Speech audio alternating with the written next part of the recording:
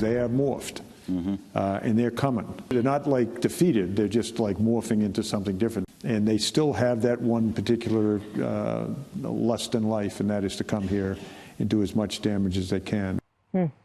White House Chief of Staff General John Kelly warning that ISIS has not gone away, that they are morphing into other offshoots as new reports surface of another organization called White Flag in Iraq. Early intel is scarce on this group, but the group is raising concerns over their ideology, leaving some to wonder if it could be a type of ISIS successor. Here now to tell us what there is to know at this point is General Jack Keane, chairman of the Institute for the Study of War and Fox News senior strategic analyst. General, good to see you tonight. Good to see you, Martha. Lots to talk about, but first off, your thoughts on this group. Well, they are a new organization. They have jihadist ideology, so they're just like all the other radical fundamentalist organizations out there, Al-Qaeda, ISIS. They have former ISIS members in it, and also, surprisingly, some Kurds. But right now, they haven't really began a terrorist attack campaign. So it's possible that they're more political than jihadist, but what remains to be seen. But for our audience understanding, while we have done a very good job in taking ISIS territory away from them in Syria and in Iraq, as General Kelly was pointing out, this organization is still very much alive. It is not defeated. Even in Iraq alone, there's several thousand ISIS fighters still there. They're mostly Iraqis. The foreigners have either been killed or they've gone home to Europe, Southeast Asia, Africa, and other places. ISIS is now a worldwide organization because it became an iconic organization. So they have spread around the world, and they're very dangerous. Here's Michael McCall talking about just that and saying that they still have some designs, Al-Qaeda as well, on attacks on the homeland and on aviation. Listen to this. The crown jewel is aviation, and they're still seeking to blow up airplanes, even though they may not be able to hijack it. That threat is very real. Agree with that, General?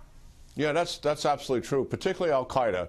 The Al-Qaeda organization on the Arabian Peninsula that operates in Yemen, they have been working on plastic bombs for some time. Aviation, they see as a major strategic weapon. I think there'll always be offshoots of the radical Islamists who will want to attack Europe and attack the United States, and particularly the United States is its #1 strategic target. Yep. That's why we've got to have our antenna up in terms of what they're really doing. I mean, you go back to the original bombing at the World Trade Center and the bombings at the embassies. They take several years off sometimes while they're planning, but their mission does not change and their goals don't change. I'd like you to listen to this, General, this is General Mike Scarapati of the European Command talking about Russian submarines. Russia is carrying out a campaign of destabilization to change the international order, fracture NATO, and undermine U.S. leadership around the world. At sea, on land, and in the air, Russia's increasingly modernized military is operating at levels not seen since the Cold War. Very strong words from the European commander. Do you think that the White House, because the White House is criticized for not taking the threat from Russia seriously enough? No, I think the Trump administration is very clear-eyed when it comes to Russia. As a matter of fact, that general there is briefing me tomorrow on Russia in a classified briefing.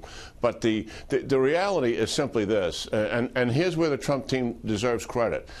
In their national security strategy, they have identified this era of big power competition, and we're returning to it as we were in the Cold War. Yeah. Certainly Russia's not on the scale of the Soviet Union, but here's what they are. They are very ambitious. They want to be a world power. They're increasing in their capability, and they're aggressive and dangerous. And we have got to have the stomach and the spine to confront them. I believe this administration does have that. It's going to increase in our military budget is something I know for a fact that has got the Russians' attention, because they see that similar to the Reagan buildup, and what happened as a result of the Reagan buildup, the Soviet Union collapsed. That was one of the factors in it, not certainly the only factor.